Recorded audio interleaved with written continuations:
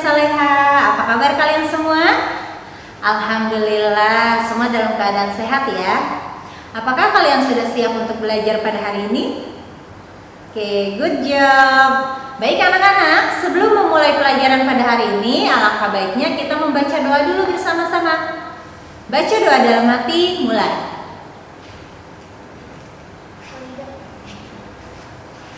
Baca doa, selesai. Bagaimana anak-anak? Sudah siap memulai pelajaran hari ini? Bagus. Kalau sudah siap, yuk siapkan buku pelajaran bahasa Indonesia, buku tulis dan buku paketnya.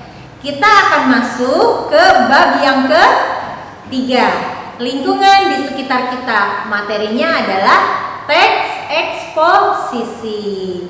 Oke anak-anak, jika kalian sudah siap, simak yuk penjelasan materinya. Nah, baik anak-anak, Ibu mau kalian memperhatikan gambar dulu.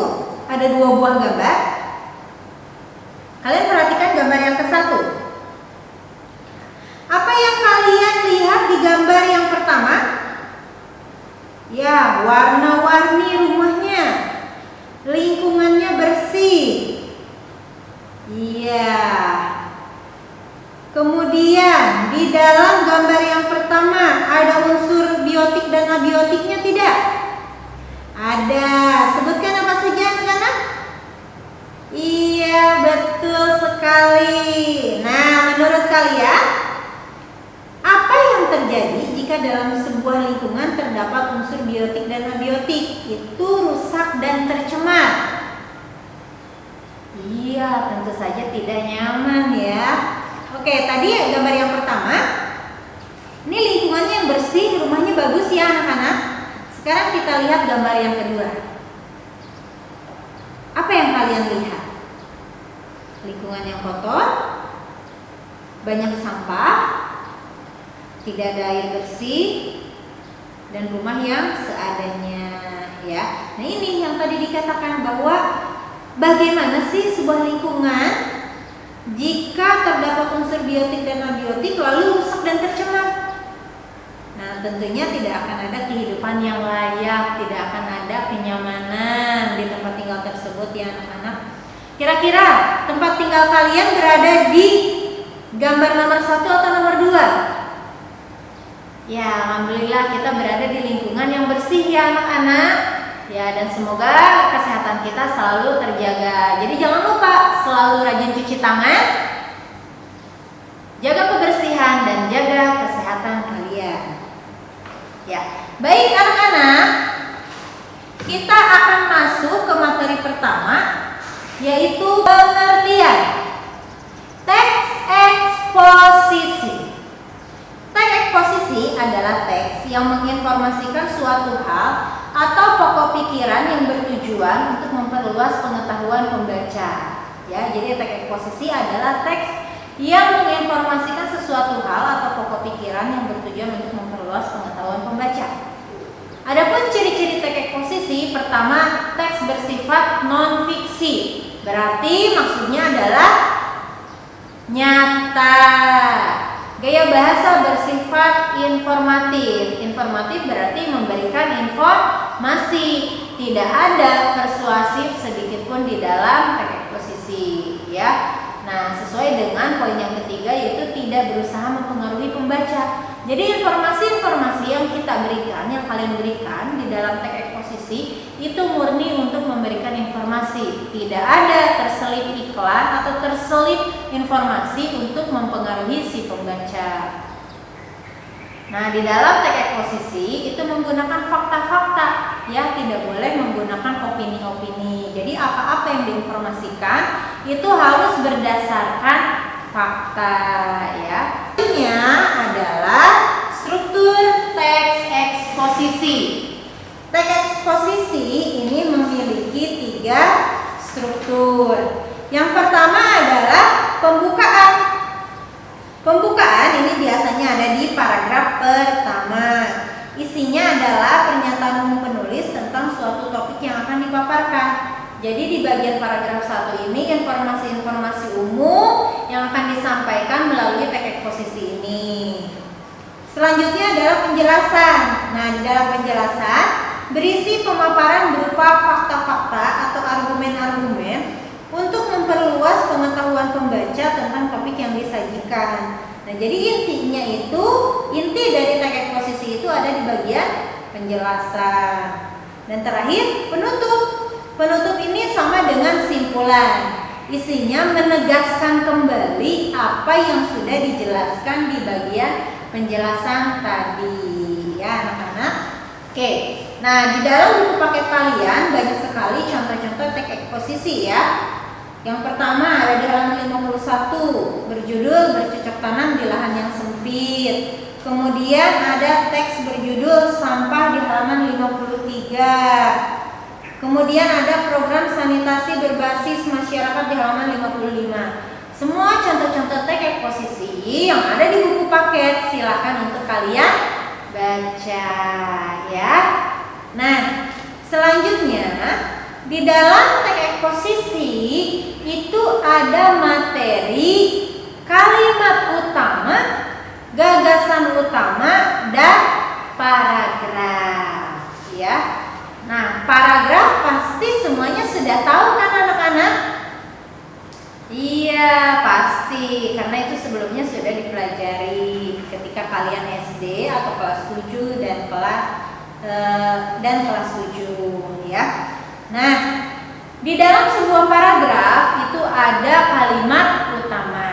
Ya, kalimat utama adalah kalimat yang penting atau menjadi inti dari paragraf tersebut. Nah, selanjutnya ada gagasan utama. Sedangkan gagasan utama itu ada di dalam kalimat utama. Jadi inti pokok di dalam kalimat utama itu adalah gagasan utama. Selanjutnya paragraf. Paragraf dibagi menjadi dua, ada paragraf induktif, ada paragraf deduktif. Kalau paragraf induktif adalah paragraf yang kalimat utamanya diletakkan di akhir paragraf. Sedangkan kalimat deduktif adalah kalimat yang kalimat utamanya terletak di awal kalimat. Untuk contoh-contohnya kalian bisa lihat di halaman 52 ya anak-anak. Oke, silakan sekarang kalian buka halaman 52. Di situ ada materi kalimat utama, paragraf deduktif, paragraf induktif, dan gagasan utama. Nah, kalimat utamanya ini ada contoh. Pada zaman yang serba modern ini, bertanam tidak lagi harus menggunakan tanah. Kalimat penjelasnya, salah satunya adalah bertanam secara hidroponik. Gagasan utamanya adalah bercocok tanam tanpa menggunakan media tanah. Nah, jadi si gagasan utama ini ia berada di dalam kalimat utama. Jadi diringkas. Ya, kalimat utamanya diringkas jadilah gagasan utama. Sedangkan kalimat utama itu adanya di dalam sebuah paragraf. Ya, biasanya ada di awal atau ada di akhir. Kalau yang di awal disebut deduktif, kalau yang di akhir disebut induktif. Oke. Nah, tadi Bu Risa sudah menjelaskan tentang pengertian, struktur, dan apa anak-anak? Iya, gagasan utama, kalimat utama, dan paragraf. Nah, selanjutnya masuk ke materi terakhir, yaitu menyusun teks eksposisi. Nah, bagaimana sih caranya menyusun teks eksposisi? Ketika kalian mau menyusun teks eksposisi, ada satu hal yang harus kalian tentukan. Yang pertama yaitu menentukan tema. Misalnya temanya lingkungan, berarti kalian harus membuat teks yang berkaitan dengan lingkungan. Terus tentukan juga tujuan.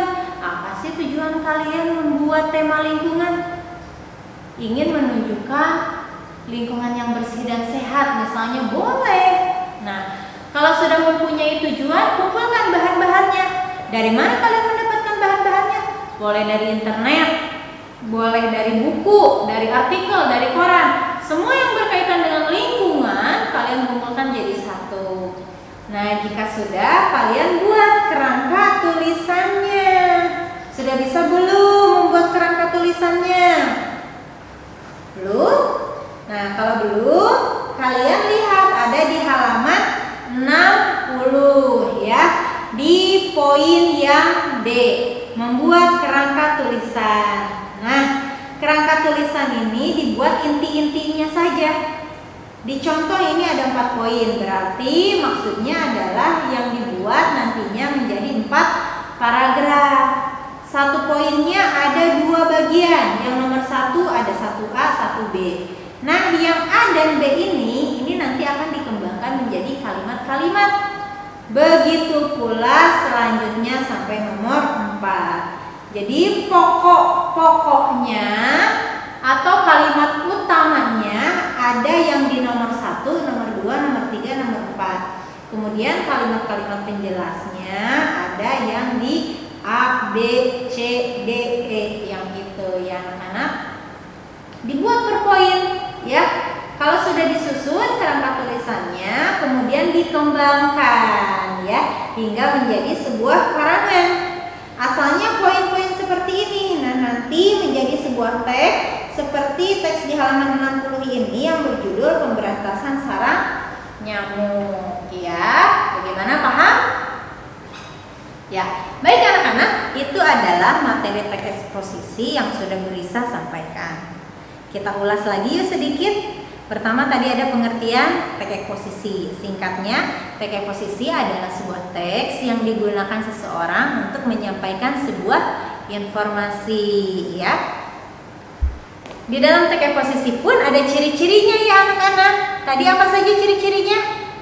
Bersifat informatif, non-fiksi, tidak mempengaruhi, dan berdasarkan fakta. Betul. Kemudian ada apa lagi? Ada struktur. Apa saja tadi strukturnya? Pembukaan, penjelasan, dan penutup. Selanjutnya apa lagi tadi yang dibahas? Paragraf, kalimat utama, gagasan utama. Kalian sudah tahu kan paragraf?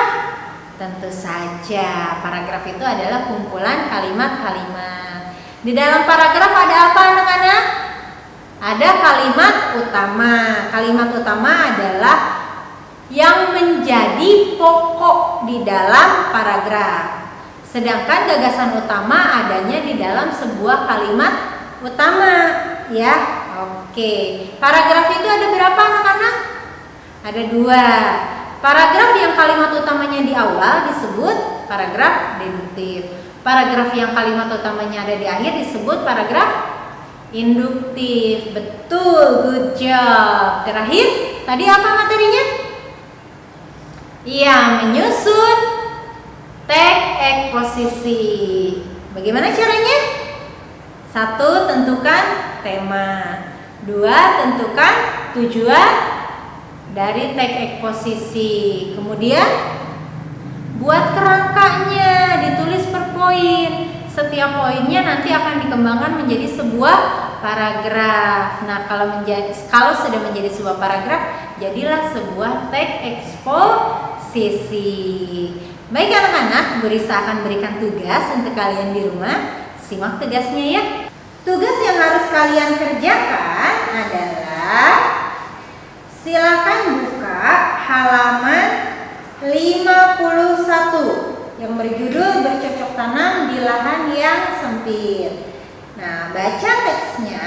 Jika sudah dibaca teksnya, tentukan gagasan utama dan kalimat utama dari setiap paragraf.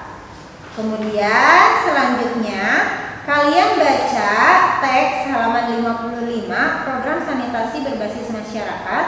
Jika sudah selesai dibaca, kalian tentukan strukturnya. Kalian boleh menuliskan strukturnya di teks ini anak-anak di buku paket. Nah, kalau sudah menuliskan strukturnya, kalian jawab pertanyaan-pertanyaan yang ada di soal nomor 3. Kerjakan soal nomor 3A, B, C sampai dengan J. Baik, itu anak-anak tugas yang Ibu berikan. Sampai bertemu di pertemuan selanjutnya. Di pertemuan selanjutnya kita akan belajar menyusun teks eksposisi. Terima kasih sudah mengikuti pelajaran Bahasa Indonesia dengan baik. Selalu semangat, jangan lupa jaga kesehatan, rajin melaksanakan ibadah dan tadarus di rumah. Wassalamualaikum warahmatullahi wabarakatuh.